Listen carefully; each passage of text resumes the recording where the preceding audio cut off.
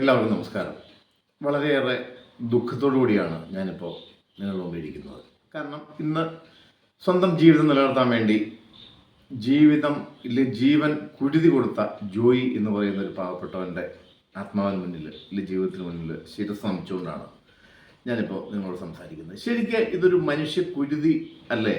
അങ്ങനെയല്ലേ നമുക്ക് എഴുതാൻ പറ്റുള്ളൂ. കാരണം ശുചീകരണ തൊഴിലാളിയായ അദ്ദേഹത്തിൻ്റെ ജോലി അതാണ്. ദിവസം 1500 രൂപ കൂലിക്ക് വേണ്ടിയാണ് അദ്ദേഹം ആ ജോലി ഏറ്റെടുത്തത് എന്ന് പറയുന്നു. അദ്ദേഹം ഒഴുക്കിൽപ്പെട്ടു, കാണാതെയായി, 2 ദിവസമായി. ഇപ്പം അതിനെപ്പറ്റി ഈ കോർപ്പറേഷനുകളിൽ, ഇല്ല റെയിൽവേ, ഇല്ലെങ്കിൽ സർക്കാരുകൾ, പഞ്ചായത്തുകൾ, ഇവർ തമ്മിൽ അങ്ങോട്ട് നേതാക്കന്മാർ തമ്മിൽ തർക്കം നടന്നുകൊണ്ടിരിക്കുക. അവർ വന്നില്ല, MP വന്നില്ല, MLA വന്നില്ല, മേയർ വന്നില്ല. ഇവരൊന്നും വരേണ്ട കാര്യമില്ലായിരുന്നു. ഇവരൊന്നും വരാതെ തന്നെ ഈ മാലിന്യങ്ങൾ കൃത്യമായ തോതിൽ അത് പരീക്ഷിക്കപ്പെടുകയായിരുന്നെങ്കിൽ ഈ ഒരു ജീവൻ അവിടെ കുരുതി കൊടുക്കേണ്ടതായിട്ട് വരില്ലായിരുന്നു. ഈ ഈ അപകടത്തിൽപ്പെട്ട ഈ സ്ഥലം റെയിൽവേയുടെ കീഴിലാണെന്ന് പറയുന്നു. ഒരിടയ്ക്ക് അവിടെ കോർപ്പറേഷൻകാരെ ശുചീകരണത്തിൽ ചെന്നു, അവരെ റെയിൽവേക്കാരെ മാറ്റി നിർത്തി, എന്നിട്ട് കോർപ്പറേഷൻ്റെ പേരിൽ കേസെടുത്തു. അങ്ങനെയുള്ള സംഭവങ്ങൾ കേൾക്കുന്നു. ഇത് റെയിൽവേയുടെ ആയാലും ഇല്ല കോർപ്പറേഷൻ്റെ ആയാലും ഇത് ആരുടെ തന്നെ ആയാലും ഒരു മനുഷ്യ ജീവനാണ് ഇവിടെ കുരുതി കൊടുക്കപ്പെട്ടത്. ഞാൻ ചോദിക്കട്ടെ, നമ്മളൊരു ഇവിടെ ഇപ്പോൾ പല രീതിയിലുള്ള ശുചീകരണ തൊഴിലാളികളുണ്ട്, ഇല്ലെങ്കിൽ ഹരിതകർമ്മ സേന പോലെയുള്ള സംഭവങ്ങളുണ്ട്. അങ്ങനെ നമ്മൾ ഒരു വീട്ടിൽ കുറച്ച് പ്ലാസ്റ്റിക് ഉണ്ടെങ്കിൽ അവരെ ബലമായിട്ട് പിടിച്ചുകൊണ്ട് പോയിട്ട് ഇല്ല ബലമായിട്ട് പൈസ വാങ്ങിക്കുന്ന, മാസം മാസം പൈസ വാങ്ങിക്കുന്ന രീതിയിലുള്ള കാര്യങ്ങളൊക്കെ നടക്കുമ്പോൾ ഇത്രയും ഭീമമായ തോതിൽ വർഷങ്ങളായിട്ട് ഇവിടെ ഇങ്ങനെ അടിഞ്ഞു കിടന്ന ഈ മഴവെള്ളം പോലും ഒഴുകിപ്പോകാത്ത രീതിയിൽ ഈ അവസ്ഥ അവർ നോക്കിയിരിക്കണമായിരുന്നോ? ഇവിടെ കരാറുകാരും ബാക്കി പല രീതിയിലുള്ള ക്ലീനുകളെ കൊണ്ടെന്നറിയുന്നു. അപ്പോൾ ഈ മഴ വരും എന്നെല്ലാവർക്കും അറിയാം. മഴ ഇത്തവണ കൂടുതലായിരിക്കും എന്ന് ഈ വേനൽ വന്ന് ഇപ്പോൾ ആൾക്കാരൊക്കെ പല വിദഗ്ധന്മാരും പറഞ്ഞ, കാലാവസ്ഥ വിദഗ്ധന്മാരുൾപ്പെടെ.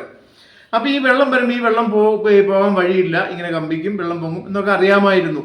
അപ്പോൾ ഇത് ഈ വർഷങ്ങളായിട്ട് ഇങ്ങനെ ഒരു തോട് വിടേണ്ട, ഇങ്ങനെ ഒരു തുരങ്കം വിടേണ്ട, അതിനകത്ത് ഈ മാലിന്യമുണ്ട്, ഇതുണ്ട്, അത് ക്ലീൻ ചെയ്യേണ്ടതായിരുന്നു. അതിന് സമയബന്ധിതമായിട്ട് കാര്യങ്ങൾ ചെയ്യാതെ കെടുകാര്യസ്ഥത മൂലം, അനാസ്ഥ മൂലം പല ഡിപ്പാർട്ട്മെന്റിൽ, ഇപ്പോൾ റെയിൽവേ ആണെങ്കിൽ കോർപ്പറേഷനെ പറയും, കോർപ്പറേഷൻ ആണെങ്കിൽ റെയിൽവേനെ പറയും, അങ്ങനെ അങ്ങോട്ടും ഇങ്ങോട്ടും ഈ ഡിപ്പാർട്ട്മെന്റുകൾ തമ്മിൽ ഇട്ട് ഇതിങ്ങനെ ഈ മാലിന്യങ്ങൾ അടിഞ്ഞുകൂടി ഒരു മനുഷ്യന്റെ ജീവിതം കുരുതി കൊടുക്കേണ്ടി വന്നു എന്നുള്ളത് ചിന്തിക്കേണ്ട അവസ്ഥയാണ്. ഇത് ഈ ഒരു അവസരത്തിൽ മാത്രമല്ല, ഇത് മറ്റ് പല മേഖലകളിലും ഉണ്ട്. ഇങ്ങനെ ഈ ഡിപ്പാർട്ട്മെന്റുകൾ തമ്മിൽ ഇല്ലെ കോർപ്പറേഷനുകൾ തമ്മിൽ ഉള്ള മനുഷ്യന്റെ ജീവനെ പന്താടുന്ന, മനുഷ്യന് യാതൊരു വിലയുമില്ലാതെ കൊടുക്കുന്ന ഈ ഏതാനും ഉദ്യോഗസ്ഥരുടെ ഇല്ല ഏതാനും ഡിപ്പാർട്ട്മെന്റുകളുടെ ഈ കെടുകാര്യസ്ഥത. ഇപ്പം നമുക്കറിയാം, ടൂറിസ്റ്റ് ഒരു പ്രധാന വരുമാനമായിട്ട് എടുക്കേണ്ട ഒരു സമയമാണ്. ഇല്ലെങ്കിൽ അങ്ങനെ നമ്മൾ ആഹ്വാനം ചെയ്തിരിക്കുകയാണ്. ഇപ്പം ഈ ടൂറിസ്റ്റുകൾ വരാൻ വേണ്ടി നമ്മുടെ നാട്ടിലേക്ക് ഇങ്ങനെ ആളുകളെ ക്ഷണിച്ചുകൊണ്ടിരിക്കുക. നിങ്ങൾ വരൂ, പരദീസയാണ്, കേരളത്തിൻ്റെ ദൈവത്തിൻ്റെ സ്വന്തം നാടാണെന്നൊക്കെ പറയുമ്പോൾ ഞാൻ ഒറ്റ കാര്യം പറയാം. നമ്മൾ ഈ മൂന്നാറിലേക്ക് പോകുന്ന, ആലുവയിൽ നിന്ന് മൂന്നാറിലേക്ക് പോകുന്നതിൻ്റെ 60 കിലോമീറ്റർ റോഡുണ്ട്. അതിനകത്ത് പ്രധാനമായിട്ട് നേര്യമംഗലം മുതൽ മൂന്നാർ വരെയുള്ളൊരു കുറേ സ്ഥലങ്ങളിൽ ഇത് വനം വകുപ്പ് അവിടെ വീതി കൂട്ടാൻ വേണ്ടി സമ്മതിക്കില്ല. ഒരു പഞ്ചായത്ത് റോഡിനേക്കാൾ കുറച്ചും കൂടി വീതിയേ ഈ വഴിക്കുള്ളൂ.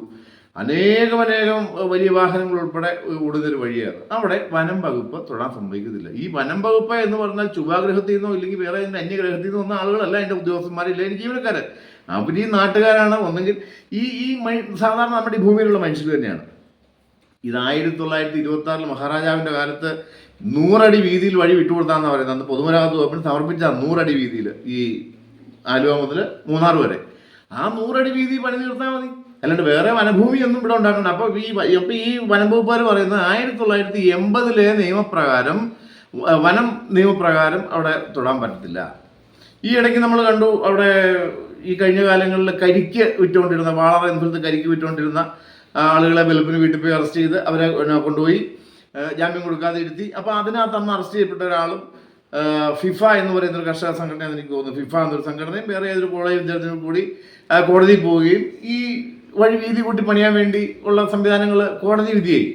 1500 കോടി രൂപ കേന്ദ്രം അനുവദിച്ചിരിക്കുന്നു. അത് പണിയാൻ ഇവർ സമ്മതിക്കില്ല, വനം വകുപ്പ് സമ്മതിക്കില്ല. അതുപോലെ മറ്റു പല മേഖലകളിൽ പഞ്ചായത്ത് സമ്മതിക്കുമ്പം വേറെ ഡിപ്പാർട്ട്മെന്റ് സമ്മതിക്കില്ല. ഇത് ആത്യന്തികമായിട്ട് ഇവരാരായാലും, ഏത് രാഷ്ട്രീയക്കാരായാലും, ഏത് കോർപ്പറേഷനായാലും മനുഷ്യന്റെ ജീവനാണ് ഇട്ട് പന്താടിക്കൊണ്ടിരിക്കുന്നത്. അത് ഒരിക്കലും അനുവദിക്കാൻ പാടില്ല. ഇപ്പം ഞാൻ പറയാം, ഈ മഴയ്ക്ക് മുമ്പ് ഈ പരിസ്ഥിതിവാദികളൊക്കെ എന്തൊക്കെ പറഞ്ഞാലും ഞാൻ ഉൾപ്പെടെ നേരത്തെ പറഞ്ഞിട്ടുണ്ട്, ഈ കാനകൾ, തോടുകൾ, കൈത്തോടുകൾ, ചെറിയ വലിയ പുഴകൾ, ഇതെല്ലാം ഈ മണ്ണും ചെളി എക്കലും വന്ന് അടഞ്ഞു കൂടിയിരിക്കുകയാണ്. ഈ പെയ്ത്തുവെള്ളം കൊണ്ടുവന്നു കഴിഞ്ഞാൽ ഇത് ഒഴുകി മാറാനുള്ള സൗകര്യമില്ല. അപ്പോൾ ഈ മണൽ വാരുന്നത് പ്രകൃതി ചൂഷണമാണ്, പ്രകൃതി ദോഷമാണെന്നൊക്കെ പറഞ്ഞ് ഇങ്ങനെ ആൾക്കാർ പറഞ്ഞു കൊണ്ടുവന്നിട്ട് ഈ സാധനം ഇങ്ങനെ വെച്ച് ഈ വെള്ളത്തിന് ഒഴുകി പോകാനുള്ള സംവിധാനം എടുക്കാതെ ഇങ്ങനെ ഈ പ്ലാസ്റ്റിക് ഉൾപ്പെടെയുള്ള മാലിന്യങ്ങൾ അടിച്ചുകൂട്ടി അത് മാറ്റാനുള്ള സംവിധാനം ആലോചിക്കാതെ ഈ ആരെങ്കിലും വീടുകളിൽ ഒരു പാക്കറ്റ് പാല് മേടിച്ചിട്ട് ഒരു കൂടി മീൻ മേടിച്ചിട്ട് വന്നാൽ അങ്ങനെ എന്തെങ്കിലും അത് ആ പ്ലാസ്റ്റിക് വെച്ച് കേസെടുക്കുക, ഇല്ലെങ്കിൽ ആരെങ്കിലും പ്ലാസ്റ്റിക് വിൽക്കാനുള്ള സ്ഥലത്ത് ഈ ചെറുകിട കച്ചവടക്കാരുണ്ട് അവൻ്റെ പേരിൽ നടപടി എടുക്കുക.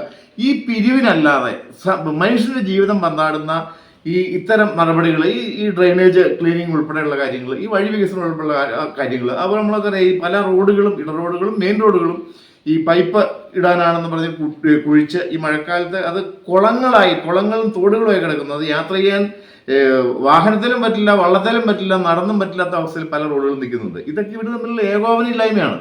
കാര്യം ഒരു സർക്കാർ ഇല്ലെങ്കിൽ അങ്ങനെയുള്ള ഒരു ഭരണസമിതി, ഒരു ഭരണ സംവിധാനം നമുക്കുണ്ടെങ്കിൽ അതിന് കീഴിലുള്ള ഡിപ്പാർട്ട്മെൻറ്റുകൾ ഒന്നിച്ച് ഒരേപോലെ കൊണ്ടുപോകാനുള്ള കാര്യശേഷി ഉണ്ടാവണം. അല്ലാതെ ഒരു സർക്കാർ പറഞ്ഞാൽ ഈ ഡിപ്പാർട്ട്മെൻറ്റ് കേൾക്കില്ല, ഈ ഡിപ്പാർട്ട്മെൻറ്റ് എടുക്കുന്ന അടുത്ത ഡിപ്പാർട്ട്മെൻറ്റ് കേൾക്കില്ല. ഇതേതായാലും ഇതിൻ്റെ ഗുണഭോക്താക്കൾ ഇല്ലെങ്കിൽ ശിക്ഷ അനുഭവിക്കുന്ന ആളുകൾ സാധാരണ മനുഷ്യരാണ്. ഇതിൽ നിന്ന് മനുഷ്യനൊരു മോചനം അത്യാവശ്യമാണ്.